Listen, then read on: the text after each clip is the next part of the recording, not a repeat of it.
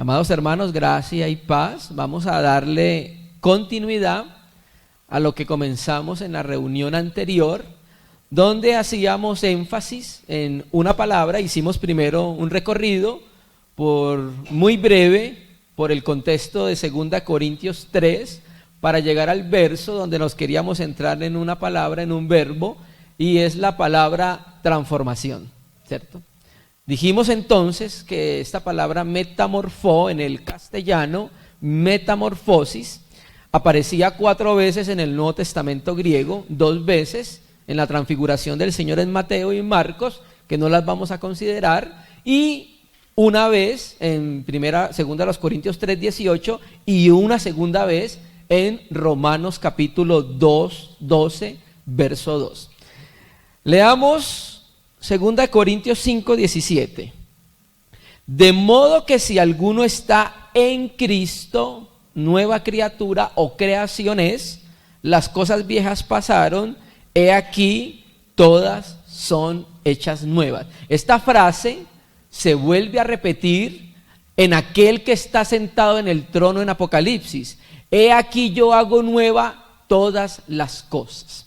Y sumemos 1 Corintios capítulo 2, verso 16.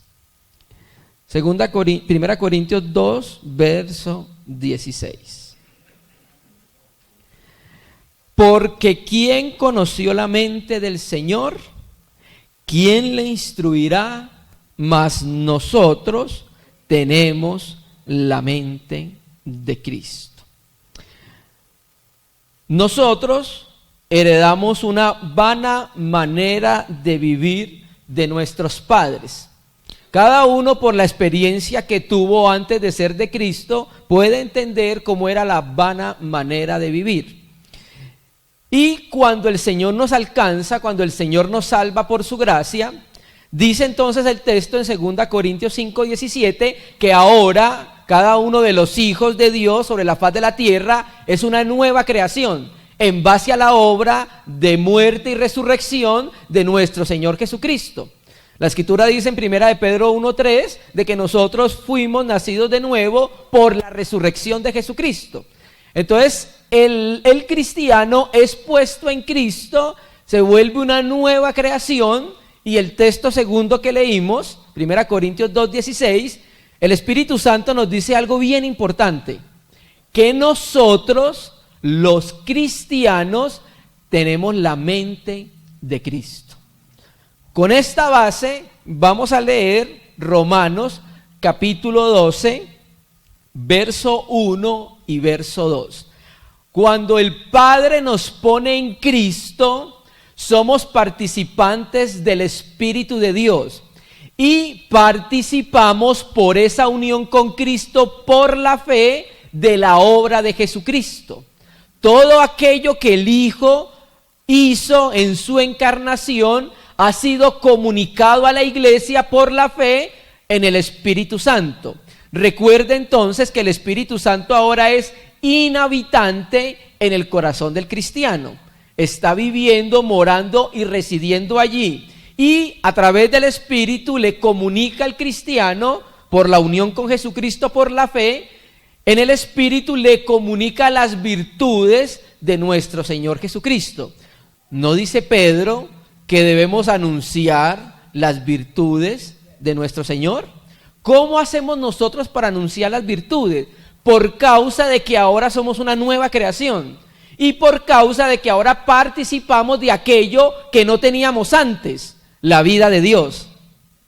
Por la comunicación de la vida de Dios, entonces ahora el cristiano tiene un mandamiento, tiene un llamado a poder anunciarle al mundo cómo era Jesucristo, ¿cierto?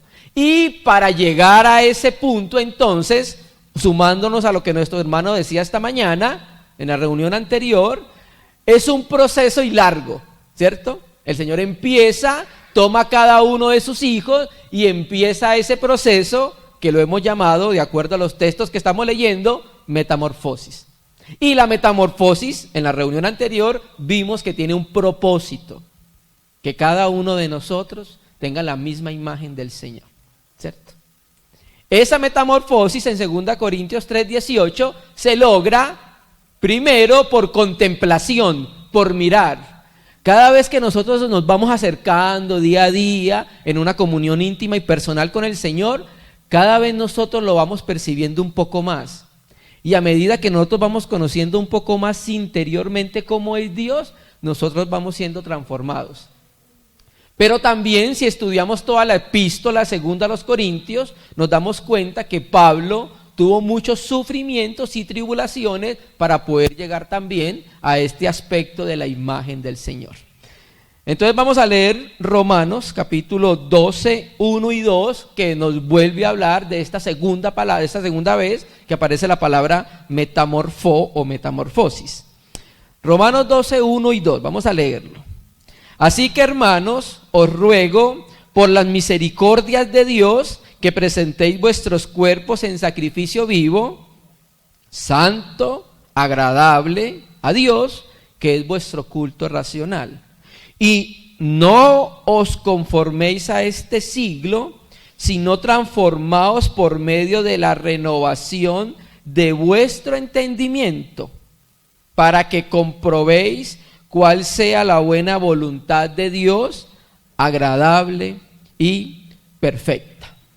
Ya el apóstol en los capítulos anteriores nos había enseñado que nosotros estábamos perdidos en delitos y en pecados, y luego la obra de Jesucristo a través de la fe nos ha declarado justos. Entonces ahora, como pasamos de un estado de muerte a un estado de vida, entonces ahora nosotros debemos vivir esa vida apartado del pecado, que es lo que enseña capítulo 6 de Romanos. Luego, en ese proceso de maduración encontramos que hay una ley en nosotros todavía, capítulo 7, y luego llegamos al capítulo 8, donde Pablo nos habla entonces de la imagen de Dios. Luego acá en el capítulo 12, Pablo quiere que nosotros apliquemos prácticamente aquellas verdades, aquellos aspectos del evangelio que ya hemos escuchado y que por causa de la posición que tenemos, justificados y una nueva creación, vivamos una vida de acuerdo al llamamiento y a la posición que tenemos en Cristo, una vida santa, ¿cierto? Entonces llegamos al capítulo 12, verso 1, y nos dice: así que, hermanos, esa es una continuación de la idea que traía anteriormente, os ruego por las misericordias de Dios.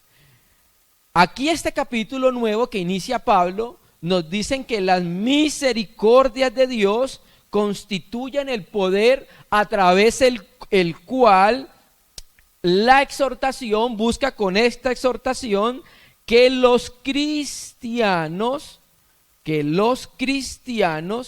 se ofrezcan voluntariamente al Señor. Ayer nuestro hermano nos hablaba acerca de la palabra misericordia. Esta palabra viene del latín miser, que habla de la miseria, y cor, que habla del corazón. Dios entonces, cuando vio nuestra miseria, nuestra condición deplorable, se apiadó de nosotros.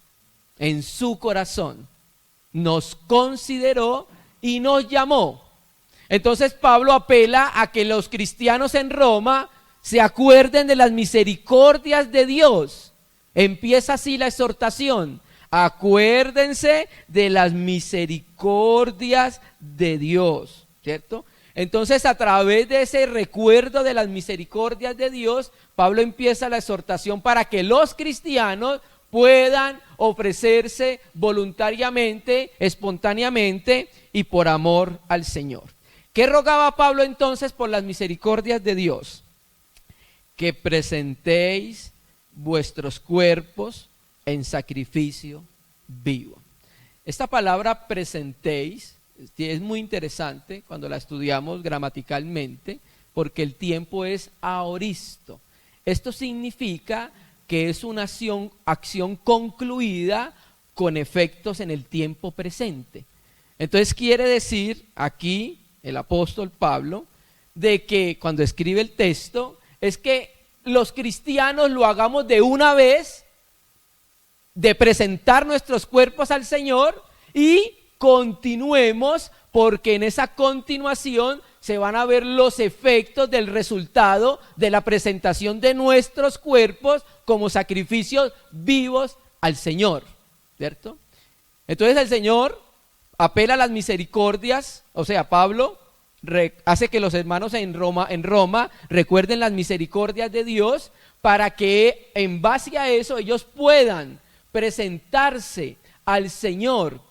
Pero llama mucho la atención este término que utiliza aquí el apóstol Pablo, que nos presentemos nuestros cuerpos como sacrificios vivos. Antes de ser de Cristo, nuestros miembros eran utilizados para el servicio de la expansión del reino de las tinieblas. ¿Lo recuerda?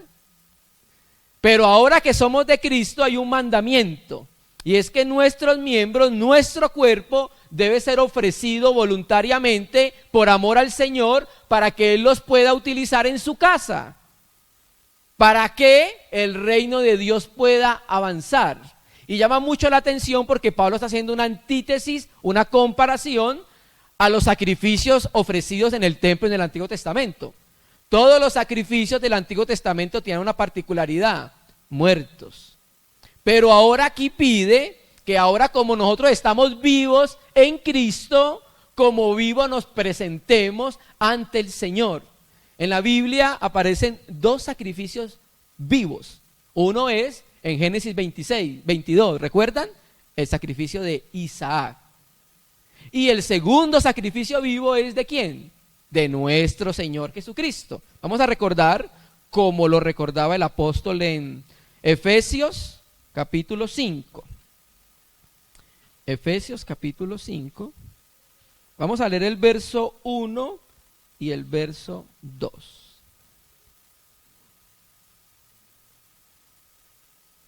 Efesios capítulo 5, y marque ahorita que volvemos a Romanos, nuestro texto base. Efesios capítulo 5, verso 1. Sed pues imitadores de Dios como hijos amados. Hermanos amados, el Hijo amado del Padre es nuestro Señor Jesucristo. Sí, también ahora nosotros somos hijos amados de Dios. Dios ahora nos mira con amor. Pero ahí Él está el primogénito entre muchos hermanos, nuestro Señor Jesucristo. Entonces Pablo dice, ahora levanten la mirada al cielo, miren cómo es el Hijo de Dios, el amado Hijo de Dios, y ahora imítenlo. Esta imitación no es la imitación que hacen los mimos, que es algo exterior. Han pasado por la calle, que en algunas ciudades hay algunas personas disfrazadas, pintadas de mimo, y tú empiezas a pasar y empiezas a hacer los mismos movimientos que tú haces, ¿cierto? No, esa imitación no habla el Señor. La imitación es producto de reproducir la vida de Jesucristo en el interior del corazón del cristiano, porque si no estaríamos hablando de algo exterior y sin vida. Cuando el Señor nos dice que imitemos la manera de vivir de Jesucristo, es porque la hemos conocido, porque la hemos percibido en nuestro interior. Y entonces ya empezamos como cristianos a poder expresar la vida de Cristo acá en la tierra. Por ejemplo, amar como Dios ama. Eso no se puede imitar exteriormente. Eso tiene que ser un producto de la vida interior de cada uno de nosotros. ¿Por qué? Porque vamos conociendo, vamos percibiendo el amor de Dios, y el amor de Dios, que es perfecto, ha sido derramado ¿en dónde? En el corazón del cristiano. Y entonces cuando el cristiano empieza a percibir el amor derramado en su vida, el amor empieza a perfeccionarse en el creyente. El amor de Dios es perfecto en sí, pero en nosotros debe hallar una perfección. Cuando haya esa perfección, sucede entonces que estamos imitando la manera de amar como el Señor amó. Y entonces nos dice que cuando imitemos al Señor, y andad en amor como Cristo también nos amó y se entregó. O sea que el amor tiene una evidencia. El amor no son palabras que se quedan en el aire. El amor tiene una evidencia que tú puedes palpar y tocar. Por ejemplo, de tal manera amó Dios al mundo, ¿cierto? ¿Cómo evidenciamos el amor de Dios? Que ha dado, ¿cierto? O sea, el amor no es algo abstracto que se quedó en el aire, sino que tuvo realidad. Nosotros conocemos el amor inmenso de Dios cuando entrega, ¿cierto? De la misma manera, si alguien dice que ama a Dios, Juan 14, guarde sus mandamientos. Si tú amas a Dios, tienes que evidenciarlo. ¿Cómo se evidencia? Guardando la palabra del Señor. Entonces, aquí el Señor nos dice que cuando nos amó, hizo algo, se entregó. Asimismo, por nosotros, ofrenda y sacrificio a Dios en olor fragante, ¿cierto? Entonces, el sacrificio viviente, al contrario de los sacrificios del Antiguo Testamento, que eran muertos, el sacrificio viviente insta por amor a que el creyente se pueda entregar espontáneamente a su Señor. Y aquí cuando habla de que entreguemos nuestro cuerpo, hermano, está hablando de que entreguemos nuestra vida al Señor por causa de lo que Él es, porque Él también se entregó por nosotros, ¿cierto? Hermano, y considere a Dios. Dios nos amó y se entregó cuando éramos sus enemigos. ¿Cierto que sí? No hay más razón entonces para entregarnos a Él, siendo aquel a quien amamos, siendo aquel a quien servimos. No es nuestro enemigo, es nuestro amigo y es nuestro Señor. Entonces deberíamos entonces, Pablo busca con esto, que así como Jesucristo se entregó, ese ejemplo quede en el corazón de la iglesia, que podamos entregar nuestra vida al servicio del Señor. Y ese sacrificio del Hijo al Padre, dice el texto, que subió como un olor que agradó el corazón del Padre, ¿cierto? Esa es la manera que Dios quiere que nosotros nos entreguemos, con una entrega que agrade su corazón, que es tipificada como un olor fragante. Amén, hermanos. Volvamos entonces a Romanos. Así, hermanos, os ruego por las misericordias de Dios que presentéis vuestros cuerpos en sacrificio vivo, santo, agradable a Dios. Y termina el texto diciendo que es que nuestro culto racional. Nosotros, cuando vamos conociendo la revelación de la palabra, el Evangelio, vamos entendiendo cómo debemos adorar a Dios. Y aquí entonces, lo decía nuestro hermano ahorita, va involucrada la mente. Aquí dice el texto que debemos entender el culto que nosotros le estamos ofreciendo a Dios. Culto en el sentido al cual se está refiriendo el apóstol Pablo. Entonces nosotros debemos presentarnos a Dios como sacrificio vivo. Eso debe ser un acto racional, porque entendemos la palabra de Dios, porque entendemos el Evangelio, porque entendemos que eso es lo que Dios nos está pidiendo a cada uno de nosotros. Que es vuestro culto racional. Entonces debemos adorar a Dios entendiendo lo que estamos haciendo. Verso 2. Reina y Valera 60 dice, no os conforméis. El texto griego dice, y no os conforméis. Si es la Biblia textual, creo que dice, no, la Biblia de las Américas, dice, y no os conforméis. Esa palabra ahí, la conjunción, nos habla de continuidad de la idea o progresión de la idea. Entonces el Señor primero coloca una base, que generalmente en las enseñanzas de Pablo, coloca una base. ¿Cuál es la base? Las misericordias del Señor, el presentar nuestros cuerpos al servicio del Señor, y no os conforméis a este siglo. La Biblia Bober Cantera dice, y no os configuréis a este siglo, que es sinónimo de este mundo, hermanos. Entonces el Señor está llamando la atención por Pablo a los romanos y a la iglesia de que el mundo, este siglo, tiene una manera de vivir, tiene una manera de ser, tiene una manera de comportarse. No vamos a entrar en los detalles porque nos alargaríamos.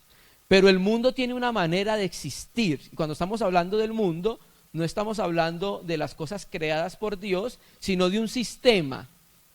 Ese sistema del mundo, Pablo dice entonces, por el Espíritu Santo, que los cristianos debemos mirarlo. Cuando nosotros miramos ese sistema, no debemos amoldarnos a la manera de vivir del mundo, sino que nosotros debemos rechazarlo, no parecernos a como el mundo es. Nosotros debemos ser identificados por cómo es Dios. ¿Recuerda José? José tenía ciertas características que no eran propias del ser humano. Esas características son propias de Dios. El amar, después de que nos han echado a la cisterna, ¿cierto? El perdonar, son dos de los mayores aspectos que son propios de Dios, que Él está reproduciendo en el corazón de la iglesia. Entonces Pablo dice que nosotros no nos debemos conformar o no nos debemos configurar a este presente siglo o al mundo presente. ¿Por qué? Porque el mundo, la manera de vivir del mundo, desagrada el corazón del Padre.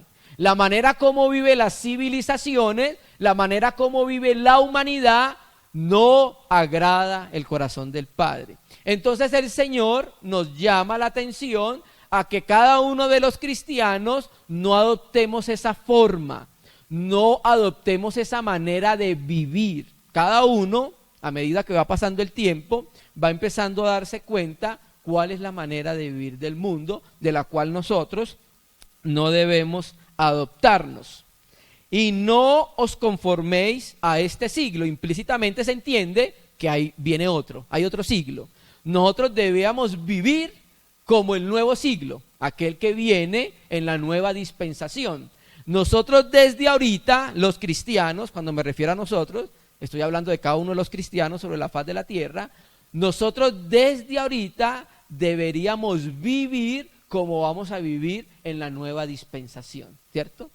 Hay un siglo que viene, eso lo explica muy claramente Hebreos y Apocalipsis, hay un siglo que viene y en ese nuevo siglo hay unas ciertas características que deben ser manifestadas allá, que es precisamente lo que Dios está logrando ahorita en el corazón de la iglesia a través de la transformación.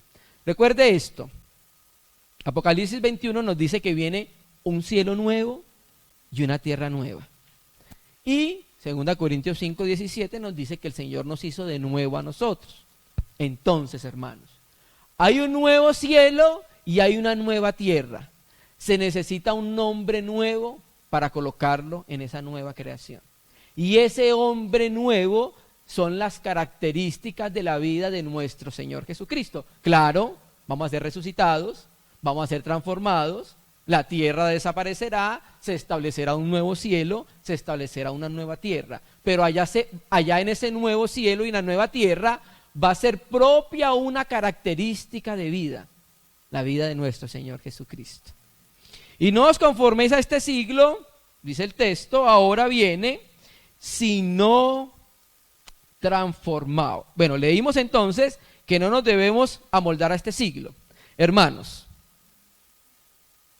nosotros no vamos a salir del mundo mientras el Señor nos está conformando.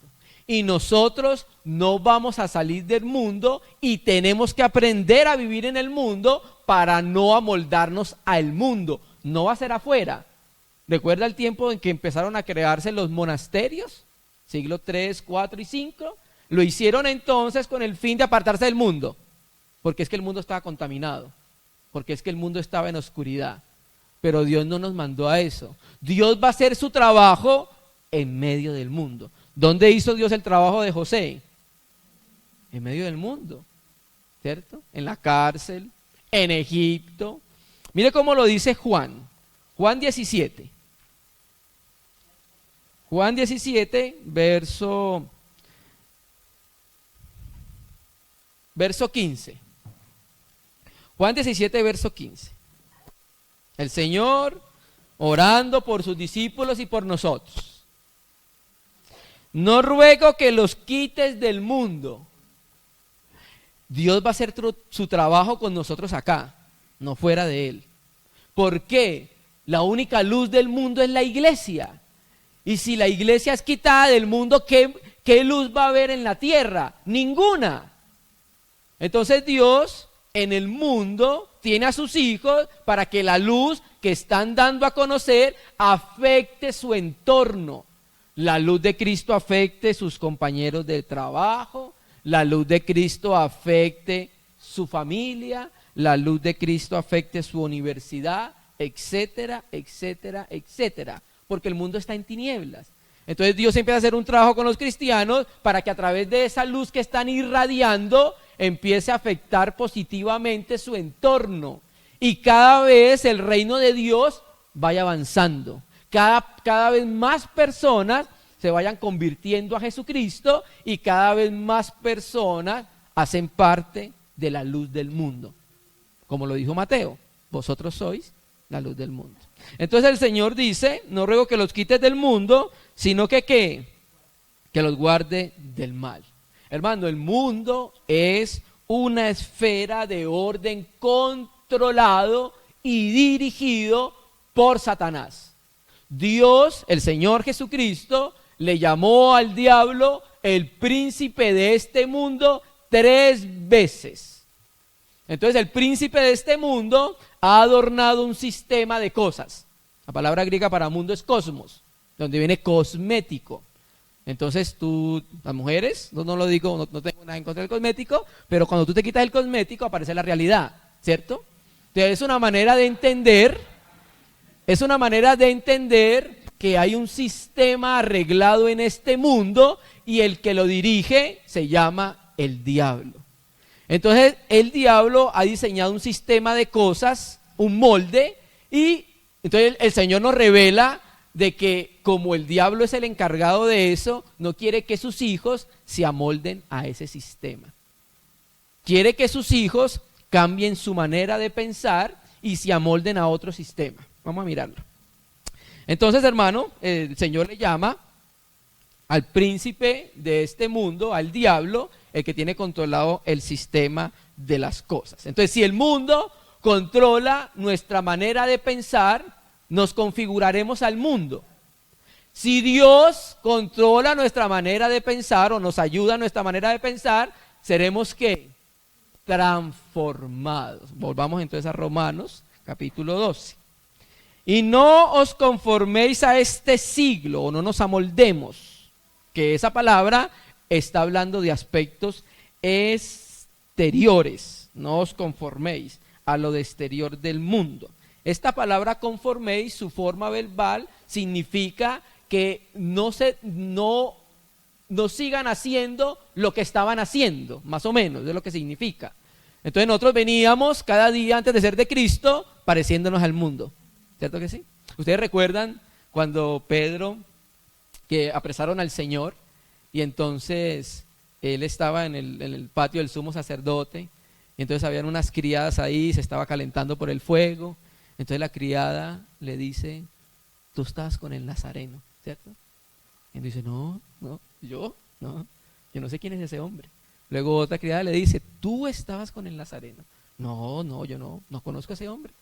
Y la tercera vez, mire lo que dice, tú estabas con el Nazareno porque tu manera de hablar te descubre, porque hablaba como ellos. Bueno, eran galileos, ¿cierto? Todos tenían un lenguaje muy parecido, es como decir nuestros hermanos de la costa, ¿cierto? Tú los escuchas hablar y saben que todos son costeños o los bayunos. Pero yo creo que va mucho más allá, hermano. Los apóstoles, por el tiempo compartido con la vida, con el verbo de Dios, empezaron a aprender la manera de vivir de Jesucristo.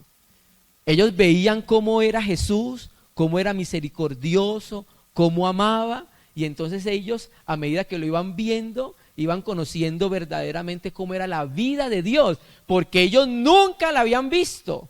¿Cuál era el ejemplo que tenían los 12 discípulos, los 12 apóstoles? Los fariseos.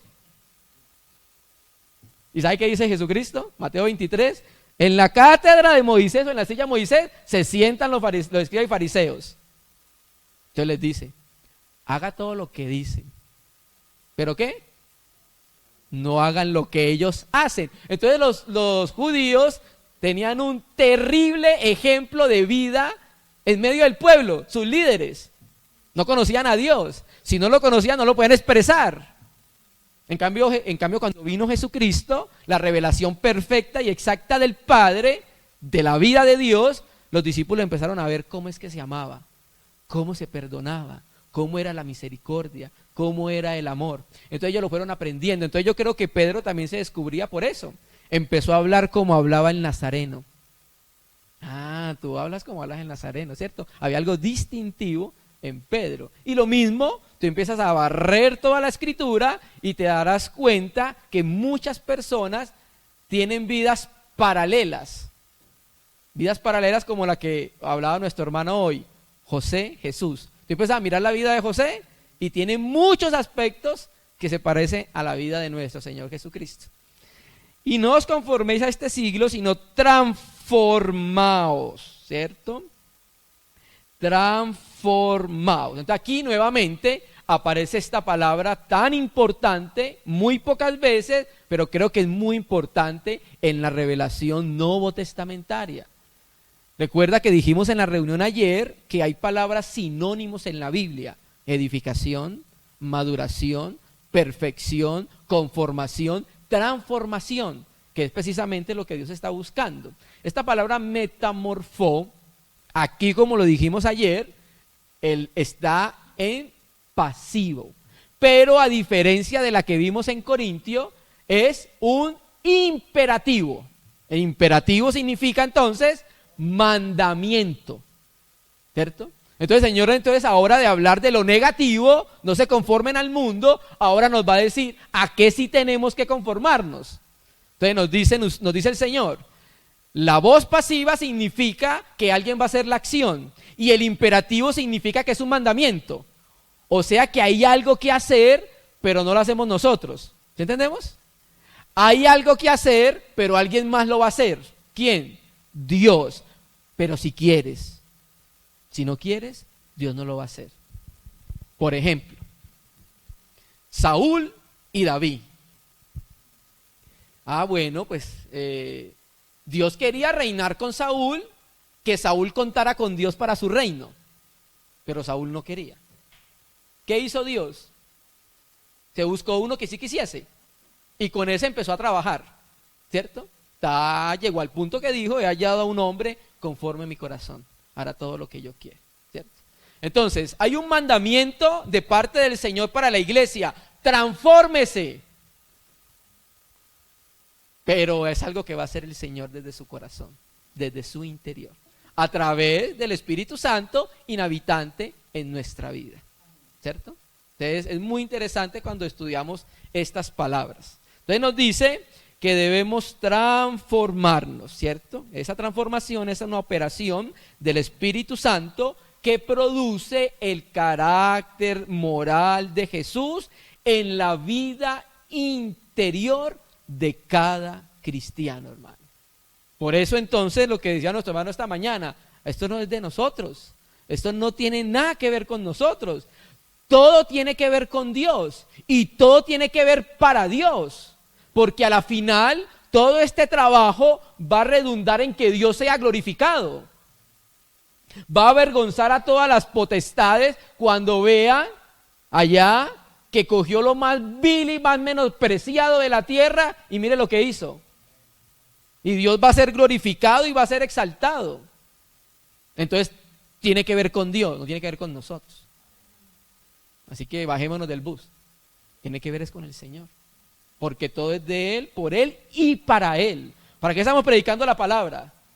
Ay, tan bonito que predica el hermano. No, hermano, para que el Señor sea glorificado en su corazón y en el nuestro, para que Dios sea conocido, para que entendamos las razones de su boca, para que lo percibamos en el interior. Y transformados entonces por medio, mira acá entonces, añade algo que no habló a los corintios.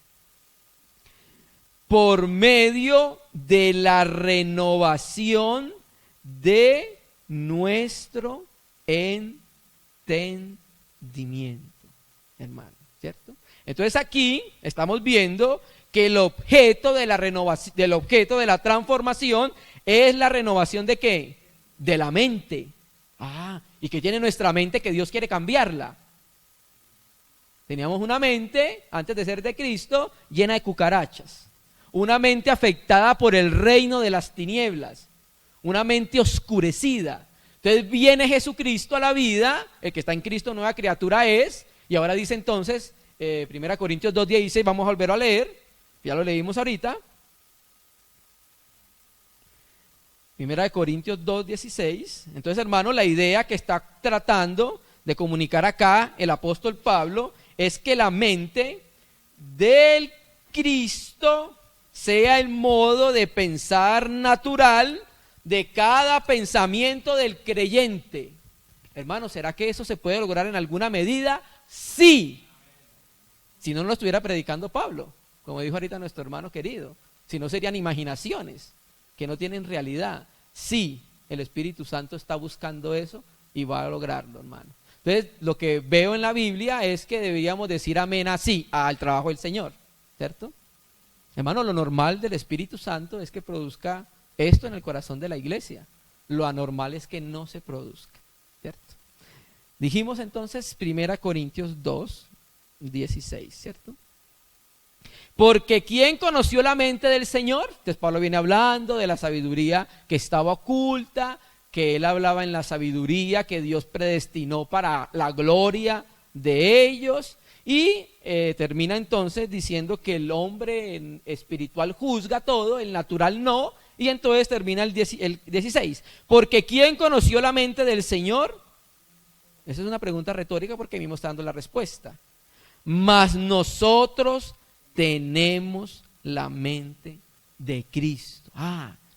Entonces quiere decir que el Señor tiene algo desde donde trabajar, en tu mente y en la mía. ¿Qué nos dio? La mente del Señor. Entonces, a través de la transformación, en este versículo, la manera de pensar que nosotros tenemos va siendo cambiada. Y entonces ahora nuestros pensamientos, nuestra mente, ahora va llegando al punto de poder pensar como piensa nuestro Señor Jesucristo. ¿No tenemos la mente de Cristo? ¿Cierto que sí? Desde ahí el Espíritu Santo empieza a hacer un trabajo para que tantas cosas que nosotros tenemos en la mente, incluso después de ser de Cristo, sean transformadas, sean cambiadas, ¿cierto? Miremos el texto en Romanos 8, que nos habla de esto. Solamente vamos a leer ese versículo. Romanos 8, verso 5. Romanos 8, verso 5.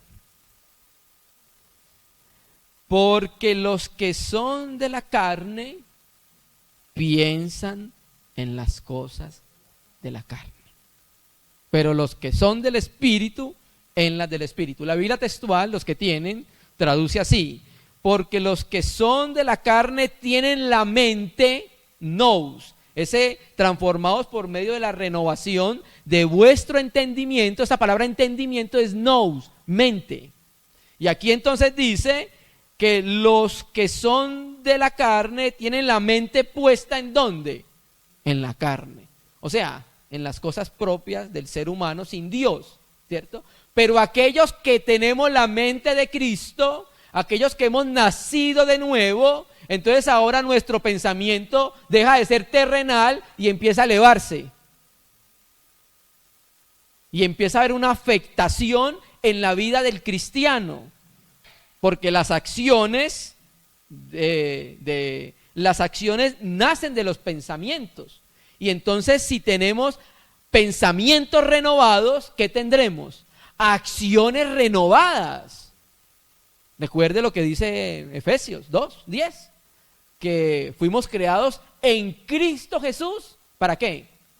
Para buenas obras. Efectivamente, nosotros no somos salvos por obras, pero somos salvos para obras. Hermano, ¿por qué lo dice así? Santiago lo dice muy claramente: una fe sin obras es completamente muerta. Y también lo dice 1 Tesalonicenses. Pablo recordaba en sus oraciones 1:3 las obras de fe de los tesalónicos, el trabajo de su amor. O sea que si hay trabajo pero en amor, No está como la iglesia que había perdido su primer amor, los Éfesos. Y tenían trabajos, y tenían obras, y tenían perseverancia, pero desligados del amor de Dios. Pero entonces, según Pablo y el Espíritu Santo, sí hay obras de amor, ¿cierto? Entonces, las acciones nacen de los pensamientos, y si tenemos una mente y pensamientos renovados, entonces ¿qué vamos a producir? Acciones renovadas, ¿cierto? Obras renovadas, y esas obras no son nada más y nada menos que las que Dios preparó de antemano para que el cristiano, a medida que conozca la voluntad del Señor, se introduzca en ellas, ¿sí? Porque los que son de la carne tienen la mente en las cosas de la carne, pero los que son del Espíritu, ¿en qué? En las cosas del Espíritu. Ya dejamos de pensar en la novela de las 9, de las 10 y de las 11. Ya empezamos nosotros a tener la mente puesta en las cosas que tienen que ver con el reino de los cielos, hermano. Y entonces esa transformación va afectando nuestra manera de pensar, hermano, ¿cierto? Entonces, al renovarse el pensamiento cristiano, va a cambiar su enfoque de las cosas y la percepción que tiene de ellas, y por último, entonces va a dar acciones diferentes. Va a dar una manera de vivir completamente diferente a la que antes tenía. Hermanos, en el cristianismo hay dos maneras de ver este asunto. En algún sector del cristianismo cree que porque han pasado 20, 30, 40 años de cristiano, ya es una persona que es muy fuerte en el Señor, ya es una persona que es muy avanzada en el Señor, y que son pocas las cosas que tiene que aprender. Pero hay otro sector del cristianismo que ha tenido esta experiencia. A medida que pasan los años, más y más, cada vez se da cuenta de su verdadera condición delante del Señor. Y eso es por la mente que está siendo transformada. Cada vez su exposición más a la luz del Señor lo va a mostrar más claramente como es, ¿cierto? Entonces hay que tener peligro con eso de que ya tenemos 50 años, entonces ya estamos súper bien. No, el pensamiento del Espíritu Santo es que cada vez nos va a mostrar cómo somos. Y esa experiencia la tiene Pablo en el Nuevo Testamento. Y eso es un buen síntoma, ¿no? Entonces, hermanos, la renovación de la mente, la transformación de la mente tiene un propósito. Volvamos a Romanos 12 para terminar. Para que comprobemos cuál sea la buena voluntad de Dios. Y mire cómo el apóstol con estos tres adjetivos califica la voluntad de Dios: buena, agradable y perfecta. Entonces la renovación tiene un propósito. ¿Cuál? Que cada creyente pueda valorar o sopesar cuál sea la buena voluntad de Dios. Después de que el cristiano la compruebe, vea lo bueno que es la voluntad de Dios, después de haberlo comprobado, el cristiano va a dejar a un lado cualquier cosa que sea de su agrado para empezar a hacer las cosas que sean del agrado de Dios, hermano. Y eso se va logrando a medida que el Espíritu Santo va transformando nuestra manera de pensar, hermano, ¿cierto? Muchas veces erramos en nuestro caminar cristiano, precisamente es por eso, porque no le hemos dicho amén y no hemos sido uno con el Señor en ese trabajo tan precioso que quiere hacer. Renovar nuestra manera de pensar. Al renovar nuestra manera de pensar, se va a cambiar nuestra manera de vivir. Y ya entonces nuestra manera de vivir va a ser una manera que honre a nuestro Señor Jesucristo. Y esa manera de vivir que honra al Señor Jesucristo va a redundar en gloria para Él. Con eso más personas van a ser afectadas positivamente y Dios va a recibir honor y gloria. Amén, hermanos. Entonces, hermanos, vamos a detenernos por ahora y miramos entonces esta segunda vez que aparece esta palabra transformación, ¿cierto? El cambio en el ser interior del cristiano. Un trabajo que el Espíritu Santo está haciendo en la vida de cada cristiano. Que dispongamos el corazón para el trabajo del Señor, hermano.